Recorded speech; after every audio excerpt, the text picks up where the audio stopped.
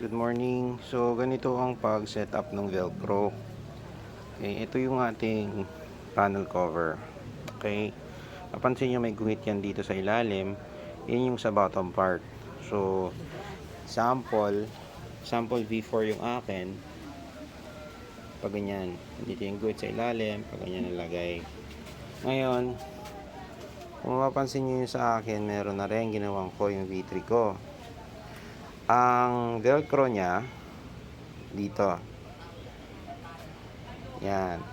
Kung baga, meron akong Velcro dito. Meron akong Velcro dito sa part na to. Ayan, may Velcro ako dyan.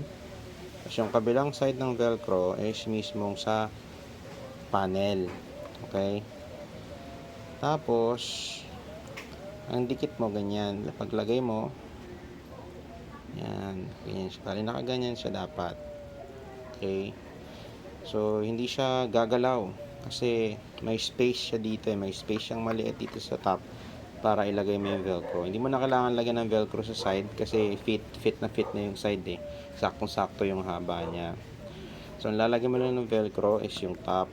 Yung bottom, hindi na kasi yung susian ng V4 eh halos nakadikit doon sa panel. So, pag sinuot mo itong bottom part, yung part na yan, baba, pasok na pasok yan doon. Sok na sok. Ngayon, ito yung Velcro. Ito ang Velcro. Yan. Nakikita nyo, nabibili yan sa Lazada or Shopee. Velcro. Ayan. Ayan yung Velcro. Ayan yung kabilang side ng Velcro. Malambot. At ito naman yung kabilang side. Ayan o. Wait lang. Para makita mo. Ayan. Lagyan natin ng flash. Ayan. Ayan yung magaspang. Ito yung malambot. So, ilalagay mo dito pag ganon. So, isasakto mo lang. Sakto mo lang yung lapad. Okay? Ng panel mo. Tapos ito, yung kabilang side, nandito. Makaganyan. Okay. Siyempre, transparent to. Ngayon, nasa sino yung kung kukulayan mo. Yung iba kasing mga bumili, ang ginagawa nila, kinugulayan nila ng black. Itong side. Yan, nagdi-DIY sila, kukulayan nila ng jet black or matte type. Okay. So, para hindi na tayong Velcro. So, yun. Ganun lang siya. Ngayon, kung isipin mo baka malaglag, hindi siya malalaglag kahit top speed siya kasi nga may Velcro nga siya dito sa top eh. Nakalagay siyang ganyan siya. Velcro. Yun nga lang ang downside, yung buttons.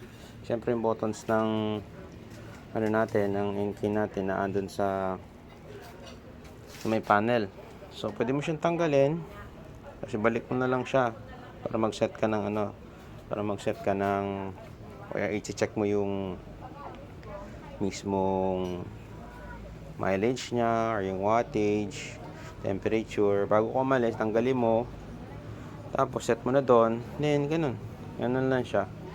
So, hindi ko siya pwede lagyan kasi ng butas para sa buttons kasi papasukin siya ng tubig. So, ang purpose talaga nito is pag wala kang parking, nababad sa ulan, wala kang cover, ito talaga paprotektahan niya. Hindi talaga siya papasukan ng tubig. So, kasi mahirap masira yung panel natin. Medyo mahal. Okay? So, hanggat maaga, pinrotektahan ko na siya. Gumawa na ako ng paraan. Ayan. So, ayan yung sa V3 ko. Natatanggal yan. Iangat ko lang ng ganun. Iangat ko lang siya ng ganun. Tapos, babalik ko na siya. Yung Velcro naman, reusable naman yan syempre. Okay, ganun lang siya. Provide lang talaga kayo na sarili yung Velcro. Okay, nasa description naman yon kung nabasa nyo bago kayo bumili. Okay, yun lang.